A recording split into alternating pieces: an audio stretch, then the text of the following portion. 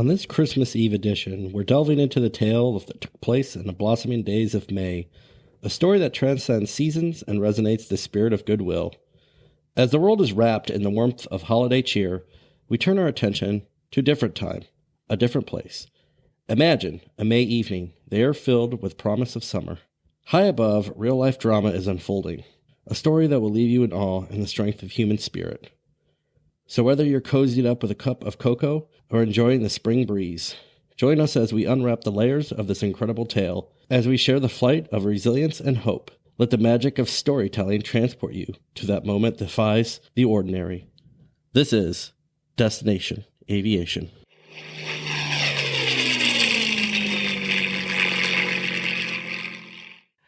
Greetings, listeners. Welcome back to the podcast. I am your host, Jeff, as usual, coming to you from inside of our box of Troy Studios. I think from what I heard from some listeners last time around is it sounded like better quality, which is fantastic. That's what we're looking for here on our podcast.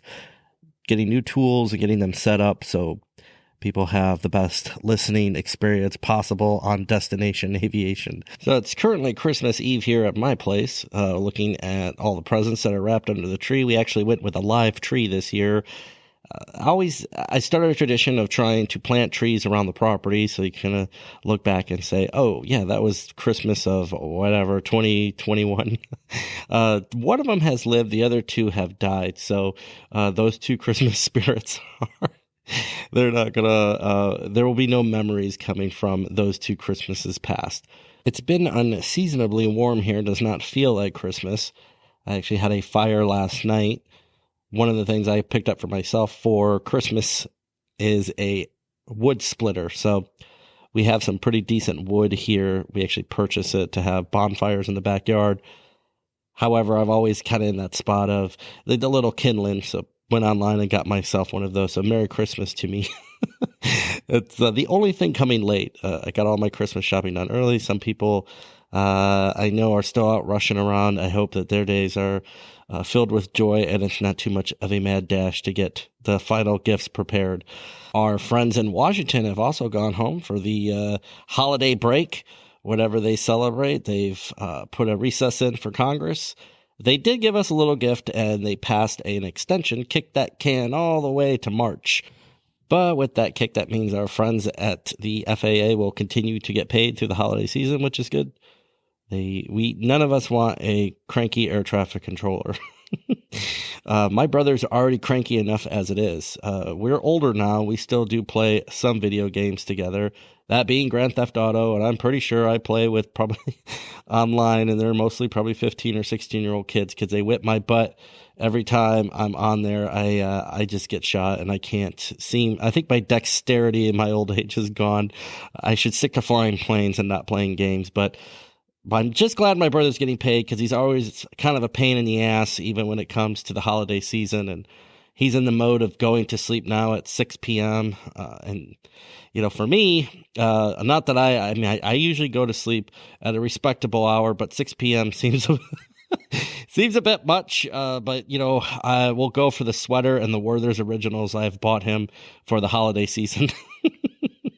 No, I'm glad he's getting paid. So maybe that'll be one less thing he can bitch about to me on our when we're playing our video game and having teenagers school us, as rightfully so they should. I should probably, like I said, give up the game and focus more on adult activities, if you should say so. But I am also sitting here with my head inside a box talking into a microphone. So, maybe that, I don't know, it just seems like maybe that type of behavior still goes into, he's not a complete adult. No, that's how he does his podcast. He does it inside a box. But I do that for all of you. I do it for the listener. I want you to really hear the nasally accent of my Michigan voice. No, but yeah. So, yep, Congress did their job. Surprisingly, they did their job. They headed home. I feel like sometimes when I talk to legislators, their main job is to get reelected. There are some really good ones out there. I should not throw them all under like any right person should do, not throw everybody under. But boy, there are some that it's really just about always in reelection mode, and it's hard to get anything done. We talked a little bit last week about a YouTuber who unfortunately crashed their aircraft, and this week we have another story about another YouTube star. This is Josh Cahill. I guess he flies around and reviews airlines on his YouTube channel. And in this case, it was Qatar or Qatar Airways. I actually worked a little bit with them before bringing them service into an airport I was working at. And I was instructed by one of our senior vice presidents that in the United States, you say Qatar. And then if you're in Doha, you say Qatar. And when we had dinner with executives from the airline, they said to me, well, Americans butcher it and say Qatar, but whatever you want to say is fine with us. So they weren't actually too get stuck up on either way of saying it. But, of course, us being us, you have to try to make sure that nobody is offended by the way you're calling things, and et cetera, et cetera. So we went through the whole school of practicing with the senior vice president of how to say Qatar. And in reality, their whole kind of take behind it was, it doesn't even matter. Like, just, be a decent human being, which is hard, right? That's a hard lesson sometimes, to learn in life. So anyways, back to Josh. Josh wrote a review. He flew on Qatar Airways, going through via Doha to Heathrow on one of their A330s, I guess one of their older aircraft, and noted several issues. I'm not going to say issues, but just minor things that, when you talk about a world-class airline, basically he was saying, the cabin was unkept, the crew was rude, the bathrooms were dirty. I guess it garnished over 600,000 views in a rapid amount of time. And Qatar Airlines reached out to Josh. They had a meeting where they tried to pressure him, it sounded like, to take the video down or to delete bad comments. That didn't happen. And supposedly Josh went back to fly Qatar again, and they told him he couldn't fly on the airline. I guess they reference some articles they have where you have to get permission to film on the airline, even though in past experience, positive reviews were not held to this standard.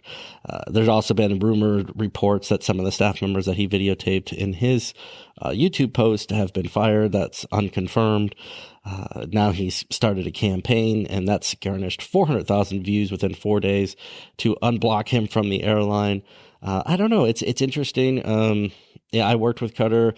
They were always pretty decent to us. It seemed like people really liked their product, and there's that stuff with the A350 that's been cleared up, but they did pull some of their old Airbus 330s out, which he was on, to fill the void while they were working through with Airbus for the 350. So it is interesting.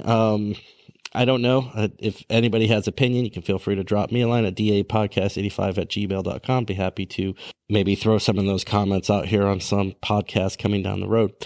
It is interesting that they did this. I don't know about the removal of someone just because you don't like what they say about you. They intention is, supposedly, this was just a one-off experience type of thing, and it was the rowdy float on, etc. But to get him back maybe under their fold, they should allow him to travel, and this would have been just a normal flight he was going to pay for. But they did it, and so now we're back to he's banned. Qatar, though, is, I have a feeling from some of my interactions with him, like I said, they were always positive. They were actually running cargo into our airport, but when you would see, the pilots or the crew members, there very much was on a level of authority, a level of status with them. Things like you weren't really supposed to engage with them. They would get right in the vehicle and leave to the hotel, stuff like that. So it's a different type of world, different type of flying with Qatar Airlines. But every time I worked with a diversion with Qatar, everybody always seemed very happy with the service. So I'll be curious to see how this unfolds. But another YouTuber having another issue. Honestly, at the end of the day, this is probably the best thing to happen to Josh, because now he can garnish a bunch of views from the negative reaction that Qatar has had to his video. So it's probably exactly what he was hoping for. Conflict brews views, right? Maybe there's somebody we should get in a conflict with. I don't know if people have thoughts out there. Who should we conflict with on this podcast? Is there someone out there that we should just really lay into and see if that helps out? No, we're a peacing love type of podcast over here. We just talk about stories. We talk about real life stories, and it probably, well, who knows, maybe at some point, maybe we've already upset somebody out there. Is there an upset person out there? Feel free to drop me a line if you are. The email. I won't say it now. So further sad news out of Philadelphia, where Chopper 6 for a news organization, looks like I think it was ABC News, crashed with a photographer and the pilot on board in a wooded area outside Philadelphia, killing both the pilot and the occupant of the helicopter. NTSB is in charge of the investigation now. Not sure what exactly happened there. The NTSB did say it crashed in a wooded area. It appears that the rotor blades were spinning at a high speed of impact. It went 200 yards through the trees and then caught fire after crashing. There was no sign, at least preliminary, of any type of mechanical issue with the helicopter. So unfortunate event, of course. We'll stay on top and see if we hear any further about what possibly has happened here. But our condolences. We actually have some helicopters where I work, and one of them is a news helicopter, and they hit a gull the other day. It actually went through the windscreen. They were able to land safely in a field.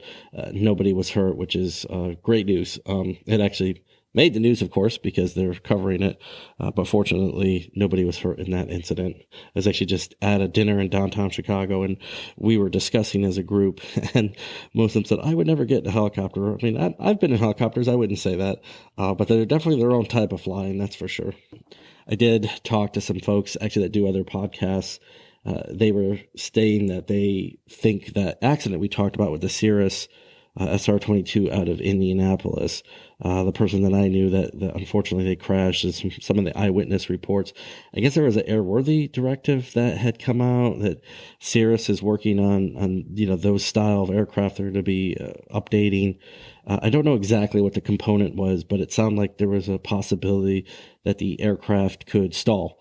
And basically this individual, it sounded like potentially maybe something was happening here. They were doing maneuvers lower to the ground. Some of the eyewitness reports driving by on the highway said that they saw what appeared to be, the left wing dip down, probably inducive of a stall. Now these aircraft, obviously, they do have the parachutes, but I think they were within about 1,000 feet of the ground, just not enough time for any type of parachute to deploy. So unfortunately, there's still a lot happening here, but the same with this podcast or any other one, taking lessons learned for our future aviators or even current aviators to try and avoid. Obviously, that's the whole idea behind mentioning these type of things, is that maybe there's ways to avoid it in the future.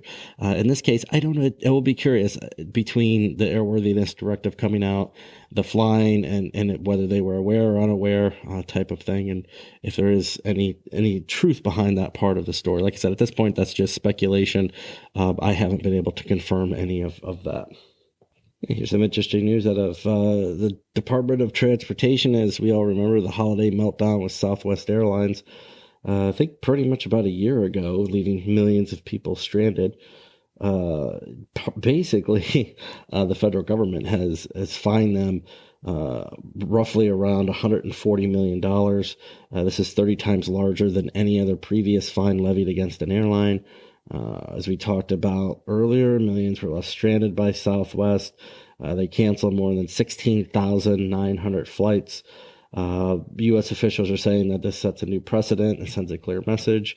The airlines have not been happy with the Biden administration, so I'm sure they will be pushing for the Republican candidate come into the summer and fall months, which, by the way, I just saw my first local political campaign for someone running for the House of Representatives. So, yay, we're already entering into a political commercial season. That's fantastic. The majority of the fine will go towards compensating future Southwest passengers affected by cancellations, and $35 million will be paid directly to the U.S. government, which is, I guess, I don't know.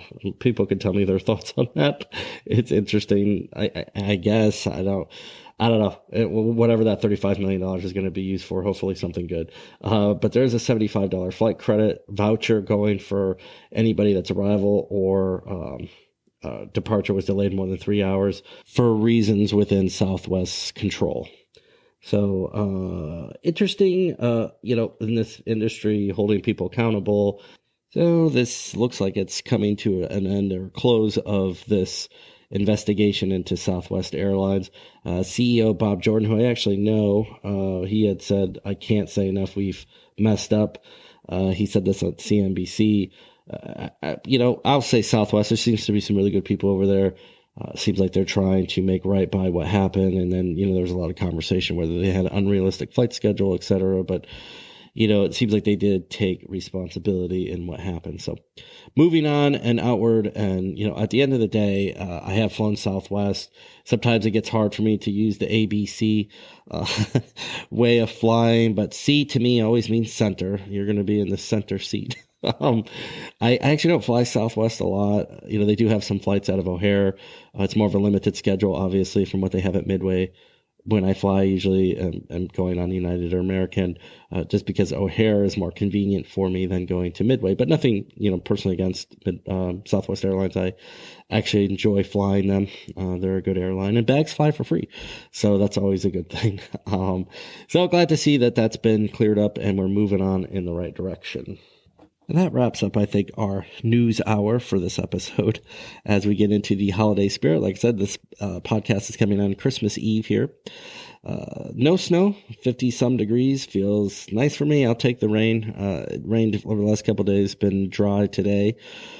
But at least it doesn't really feel like Christmas necessarily without the outside effect. But inside, we have the tree up, we have the presents going, and we have the lights on outside. So as much as we can control within our environment, it feels like Christmas. And part of that Christmas vibe, we had the Gimli glider, which we talked about, the Air Canada flight. I thought we would do more of a feel-good story for the Christmas holiday spirit.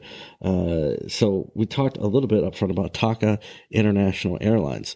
This flight, most people probably don't know about. It was before the age of really any type of cell phone video, the internet, of course. It would have been another miracle on the Hudson if people would have known about it. This incident actually took place in Louisiana. Shout out to one of our listeners from Louisiana. She has a Creole background, which if you don't know anything about Creole, it's amazing culture. It's similar, if you look into the background, to Cajun culture, but people that identify as Creole sometimes identify as Cajun. Creole has been used less and less, but has an amazing background, amazing history in the parishes of Louisiana and coming from different countries, and obviously turning a lot of them into rock stars.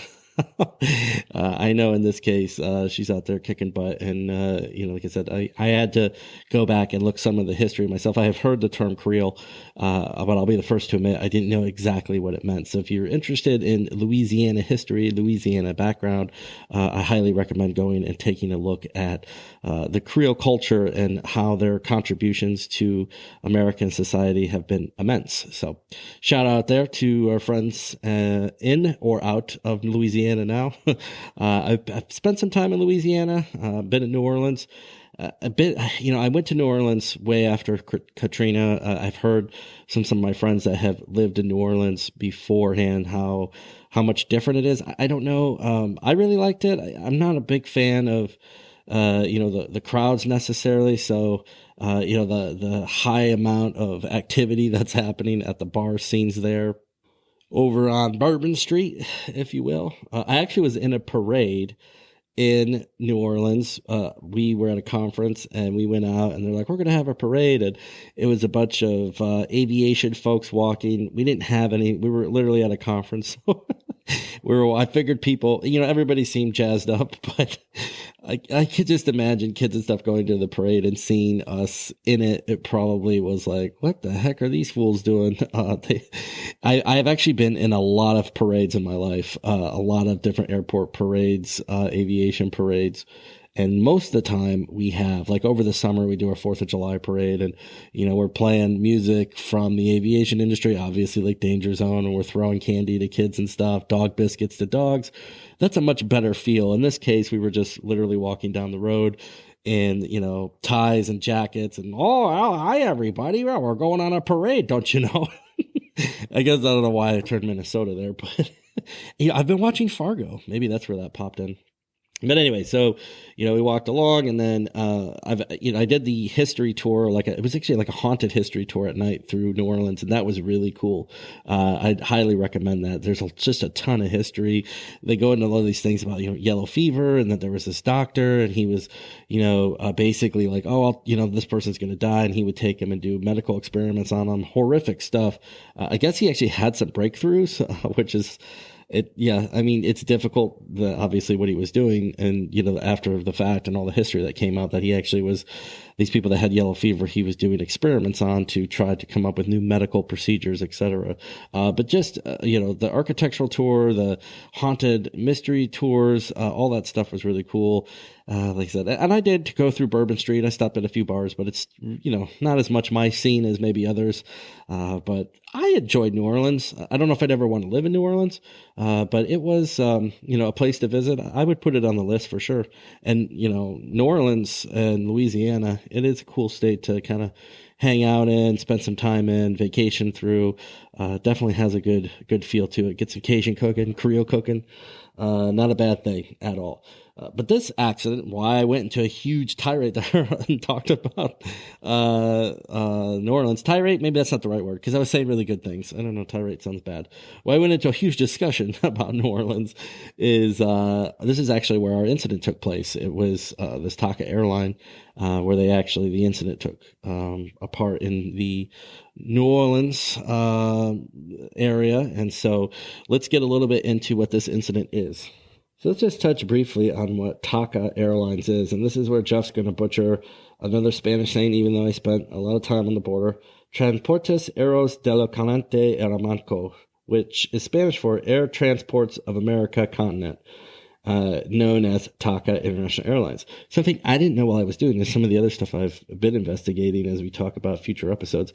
This is actually now Avianca. I did not know Avianca morphed into what was TACA, but it's been in operation for 92 years. It's owned by the Kingsland Holdings based group in San Salvador, El Salvador. It's one of 7 national branded airlines in the Avianca group of Latin American airlines, and it serves as the flag carrier for El Salvador. So where this became Avianca on October 7th, 2009, I was around and alive then and working in aviation. I guess I just wasn't paying attention. But the airline announced that it would merge with Colombia Airline Avianca. However, it maintained the TACA name until the merger was officially completed on the 21st of May in 2013. Even worse, I was way into aviation careers at that point, and I guess Jeff was just not paying attention. TACA is the second oldest continuously operating airline branded in Central America and the Caribbean after Cubana de Avianca. So TACA Flight 10 was a scheduled international flight traveling from San Salvador to New Orleans with a stopover in Belize City. And this was on May 12th of 1988. A couple of things. One, good spirit of the holiday season, but also we just hit the winter solstice here in North America. And so this allows us to say, hey, spring is not that far away. And so this gives us some spring vibes, some good spring vibe stories, flowers blooming, all that crap. So our aircraft that was being used on Flight 110 was a Boeing 737 3T0 or 300. And for those aviation enthusiasts out there that love to look up planes, the tail on this was November 75356. It was the 1,505th Boeing 737 manufactured. I actually just saw our friends over at Southwest Airlines took delivery of their 1,000s. 1,000s? Is that 1,000? Yeah, let's go with that. 1,000s, Jeff. Hey, try saying that a few times. I don't know, maybe it's just me. But they're 1,000 737 aircraft that they have taken possession of for specifically their airline. And actually, some of my friends that work in the executive C-suite level of Southwest, they took some photos on their LinkedIn and put on, they have a plaque in the bottom of the plane stuck to the belly. So it looked like a pretty cool event. I wasn't invited. I don't know what my invite was. Let's check out the crew today for Flight 110. We have Captain Carlos Dardando. He was 29 years old, but he had amassed 13,410 flight hours. He was a busy man up to that point. 11,000 of those hours were pilot in command. Earlier in his career, he had lost an eye in a crossfire on a short flight from El Salvador, where Civil War was raging at the time. So he actually lost his eye in flight. That's crazy. The first officer, Dizanio Lopez, he was 48, also very experienced with 12,000 flight hours logged. And Captain Arturo Soli, an instructor pilot, was also in the cockpit monitoring the performance of this new 737 aircraft. Excitement and anticipation buzzed within the airport walls as the passengers eagerly boarded the Boeing 737-300, bound for enchanting city of New Orleans. Families, business travelers, and adventurers alike settled into their seats, their faces a mosaic of emotions, some filled with giddy thrill of a new journey, others lost in quiet contemplation. The sun dipped below the horizon as TACA Flight 110 taxied to the runway in Belize City. The engines roared to life, and the hum of chatter and the engines permeated the cabin.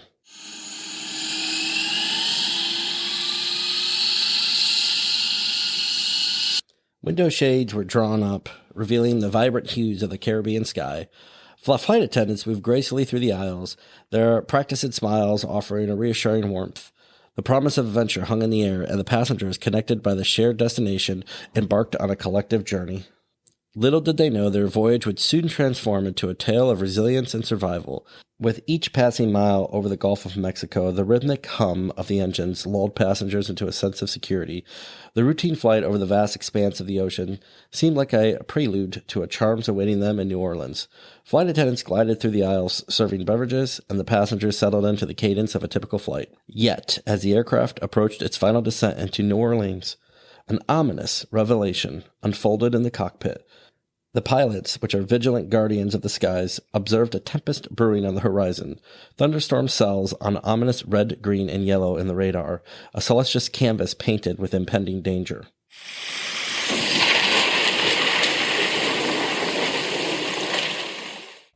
As the pilots noted substantial thunderstorm activity visible ahead on their onboard weather radar, they noticed areas of light and moderate precipitation in the path depicted as green and yellow areas, as well as some isolated red cells, indicative of heavy precipitation, onto both sides of their intended flight path. They attempted to fly in between the two intense red weather cells on the radar. The flight entered overcast clouds at 30,000 feet. With the pilots selecting a continuous ignition to turning the engine to anti-ice as a precaution to protect their turbo engines from the effects of precipitation and icing, either of which is capable of causing a flameout, where the engine lose all power. Despite flying a route between the two areas of heavy precipitation shown on the radar, they entered an intense thunderstorm and encountered heavy, torrential rain, hail, and turbulence. A few minutes later, the aircraft was descending through roughly 16,500 feet, when suddenly there was a large bang, and then an alert coming from the cockpit. Both engines suffered a flameout. The aircraft's in a severe thunderstorm. The passengers are already being rocked around.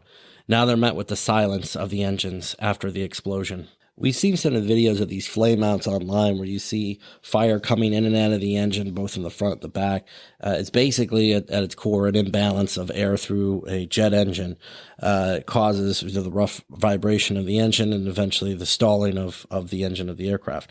In this case, the rarity is both engines had this happen, and the stall out created a scenario now where basically, similar to our Canadian Air Canada flight, it's become a gliding aircraft on approach into New Orleans in a severe thunderstorm. Just before the flameout had occurred, the crew members set the aircraft's engine to flight idle power. This is in preparation for landing. The auxiliary power unit was started as the plane descended through 10,500 feet, restoring electrical power and hydraulics. While attempts to windmill restart the engines using the airflow generated by the plane's descent were unsuccessful, the pilots were eventually able to reignite them by following the standard restart procedure, using the main engine starters, which were powered by the APU. However, shortly after being restarted, neither engine produced more than idle power and did not spool up to the point where it was producing meaningful thrust, much less thrust than it would take to actually keep the aircraft in flight.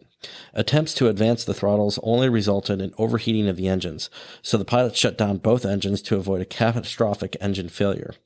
First Officer Lopez transmitted a mayday call over the radio, but despite the New Orleans Air Traffic Control's assistance by offering vectors to a closest airport in Lakefront, it was too far.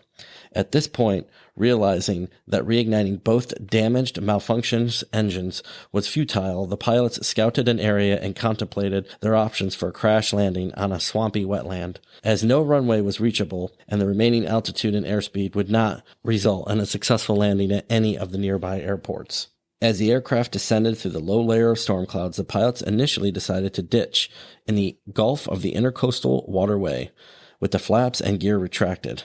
Dardano lined up with the canal, an industrial area east of the airport, and stretched the glide. This was to have the glide the longest possible distance without stalling, while First Officer Lopez went through the ditching checklist and configured the aircraft for a water landing. Lopez spotted a grass levee to the right of the canal.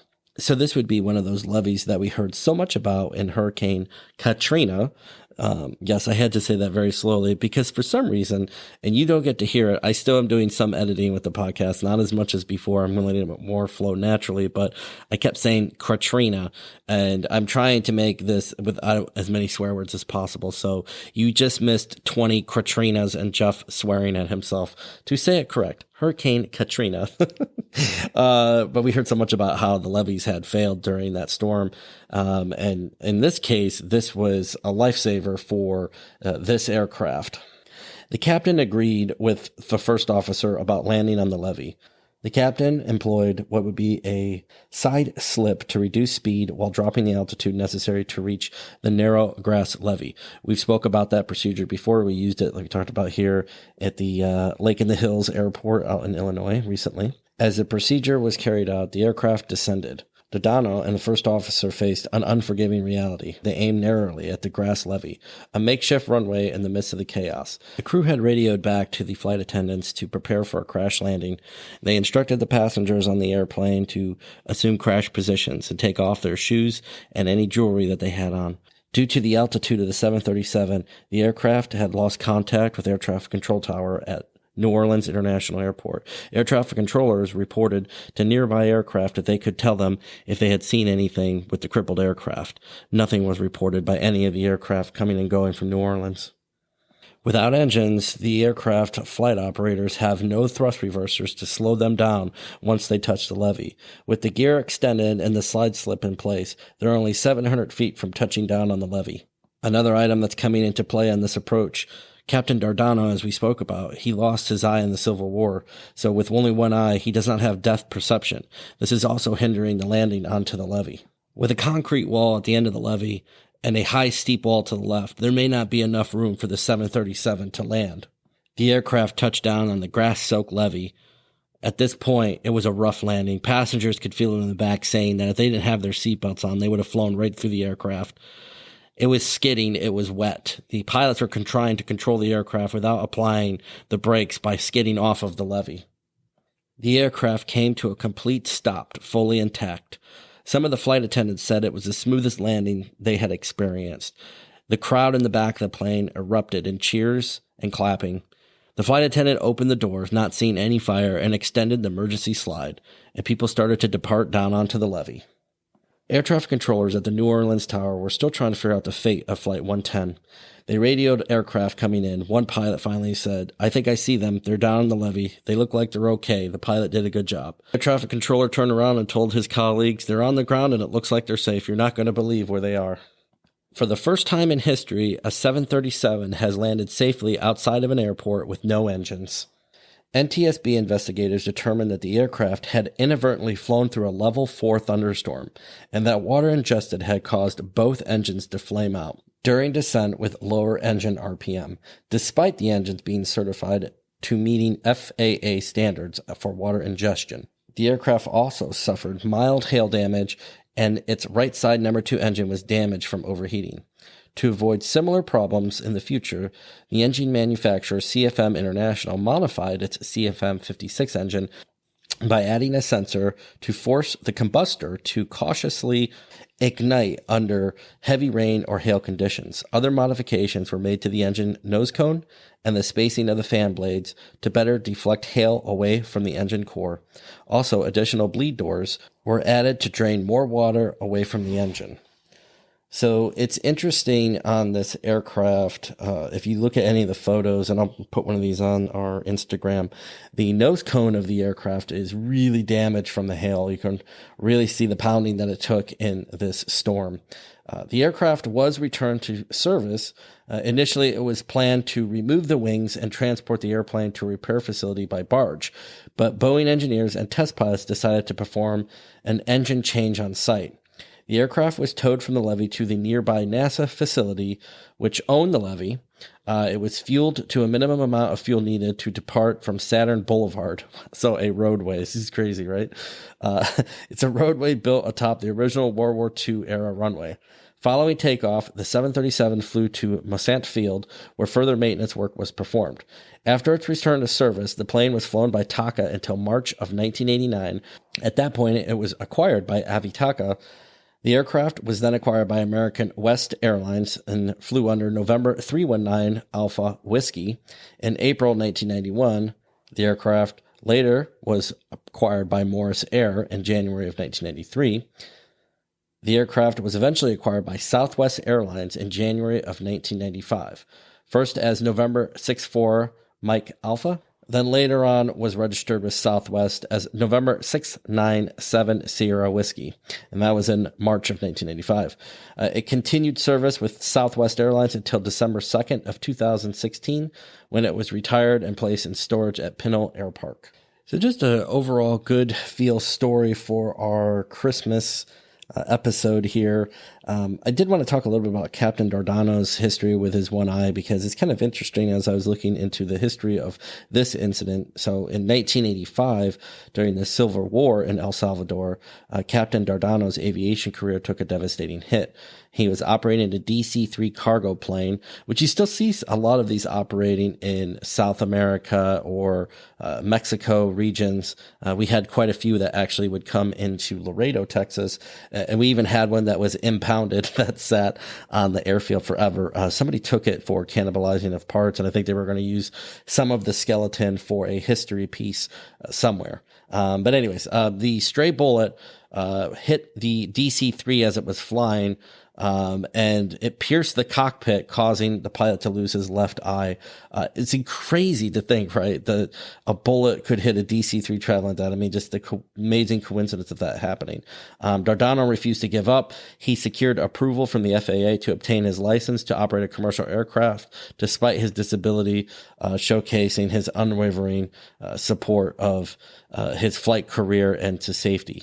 And obviously, I think the crew was lucky to have Dardano on this flight when it landed safely on the levee.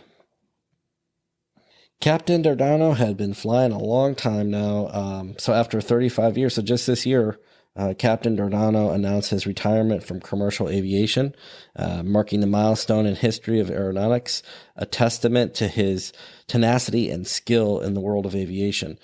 So 49 years of flying.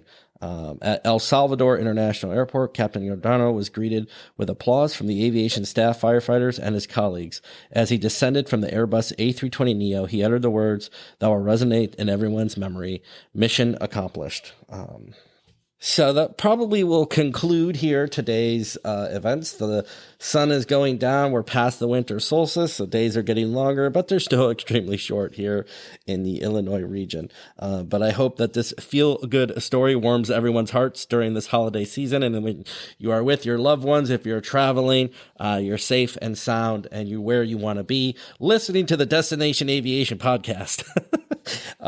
Thank you so much to our listeners. Thank you for continuing to tune in. Please feel free to drop me a line whenever you so choose, dapodcast85@gmail.com. And without further ado, my friends, happy holidays, Merry Christmas. We'll probably talk before the new year, but I will see you down the runway.